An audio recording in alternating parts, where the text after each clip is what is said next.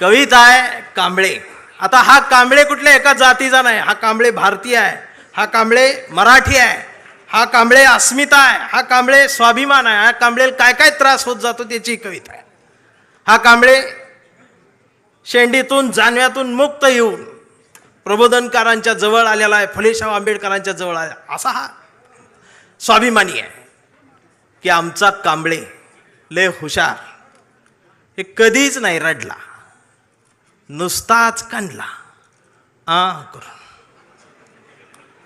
कांबळे शाळेत गेला, मास्तरनं फळ्यावर सरस्वती काढली. कांबळे शाळेत गेला, मास्तरनं फळ्यावर सरस्वती काढली, पण कांबळेनं पाटीवर सावित्री काढली. मग मास्तरनं चिडून कांबळेला असा तुडवला, असा तुडवला, असा तुडवला, पण कांबळे नाही रडला, नुसताच कांडला करून. कांबळे वयात आला, विशीत आला, मिशीत आला, कांबळे गुलाबी झाला आणि तिच्या प्रेमात पडला. मग तिनं विचारली त्याची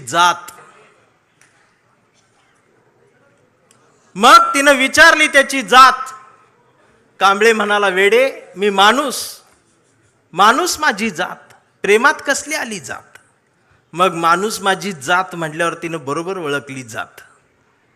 मग तिनं बी कांबळेला असा तुडवला, असा तुडवला, पण कांबळे बी हुशार, नाही रडला, नुसताच कांडला करून. कांबळेचं लग्न ठरलं. घरचे म्हणाले मुहूर्त पहा. कांबळे म्हटला पटत नाही, प्रबोधनकार वाचा. नातेवाईक म्हटले सत्यनारायण. कांबळे म्हटला जमत नाही, फुले वाचा. भावकी म्हटली जागरण गोंधळ, बोकाट तरी कापा. कांबळे म्हटला पटतच नाही, गाडगे बाबा वाचा. मग घरच्यांनीच दार लावून कांबळेला असा तुडवला, असा तुडवला, पण कांबळे बी हुशार, नाही रडला, नुसताच कांडला इथं कोण शाई वगैरे लावा आले का? चुना ना. मग कांबळे अशा चळवळीत आला. सगळ्या चळवळी अशा गट तट फुटून बिटून गेले. कांबळेला वाईट वाटलं. कांबळे सगळ्यांना वाटला, सगळ्यांनी एकत्रित या, देश समजून घ्या, महाराष्ट्र समजून घ्या. दिवसभर बोंबलत राहिला. मग संध्याकाळी सगळे एकत्रित आले आणि एकत्रित येऊन आपल्याच कांबळेला, आपल्याच लोकांनी असा तुडवला, असा तुडवला, पण कांबळे बी हुशार, नाही रडला, नुसताच कांडला आणि आता कांबळे शिवसैनिक झाला.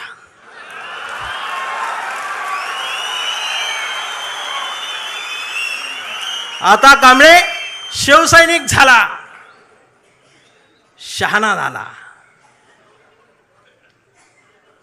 आमदार झाला, खासदार झाला, मंत्री झाला. मग त्याला फोडायसाठी सापळा रचला. त्याला बोलवून घेतलं, कांबळे नाही गेला. तो ऐकत नाही म्हणून त्याला मग जेलमध्ये टाकला.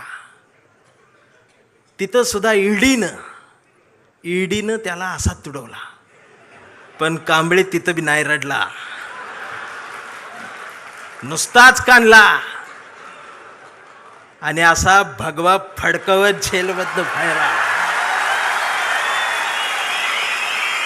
अरे महाराष्ट्राच्या इतिहासातला सुवर्ण अक्षरांनी, सोनेरी अक्षरांनी लिहिणारा जाणार तो इतिहास आहे. तो शिवसैनिक ज्या वेळेला न झुकता बाहेर आला ना, तेव्हा नाद नाही अफजलराव साहेब, नादच नाही. आता कांबळे वयस्कर झाला. त्याच्या परवा ते सोशल मीडियावर येडं झालेले. ते सोशल मीडियावर कोण आहे, निसर्ग चित्र येतं, त्याच्यावर लिहिलेलं असतं 70% डोळे बारीक करा. हे बारीक करतात आणि त्याच्यात येतं स्वामी दिसले पाया पडते. तो 70% डोळे बारीक करून स्वामी बघणाऱ्यांची जमात वाढली साहेब. अजून 30% डोळे उघडे आहेत ना, ती सुद्धा पूर्ण बंद व्हायच्या आधी उघडा, नाहीतर खरात घरात घुसल. आणि असं बोलल्यावर मला मारती. परवा कांबळेच्या मुलानं मोबाईल बघत अर्धा डोळा बारीक करत कांबळेला विचारलं, डॅडा, महाराष्ट्र म्हणजे काय डॅडा? स्वाभिमान म्हणजे काय डॅडा? प्रबोधनकार ठाकरे कोण होते डॅडा? फुले शाहू आंबेडकर कोण डॅडा? आणि शिवाजी महाराज खरंच जन्माला आले होते डॅडा? आता मात्र कांबळे पेटला. अरार म्हटला, गावभर पेरलं आणि घरातच नाही उगवलं. म्हणून त्यानं दार लावून पोरालाच असा तुडवला. पण चिरंजीव कांबळे हुशार, तो पण नाही रडला, तो दोनदा काढला करून. स्वाभिमान म्हणतो, कांबळे वेड्यासारखं निष्ठा म्हणतो, कांबळे वेड्यासारखं संघटन म्हणतो, कांबळे वेड्यासारखं मराठी म्हणतो, कांबळे वेड्यासारखं भारत म्हणतो, कांबळे वेड्यासारखं शिवराय ते भीमराय सांगतो. पण डॉक्टर सुद्धा कांबळेला शॉक देऊन तुडवतायत. पण कांबळे नाही रडत, तो नुसताच कंथी करून. हा कांबळे जोपर्यंत जिवंत आहे तोपर्यंत शिवसेना जिवंत राहणार आहे.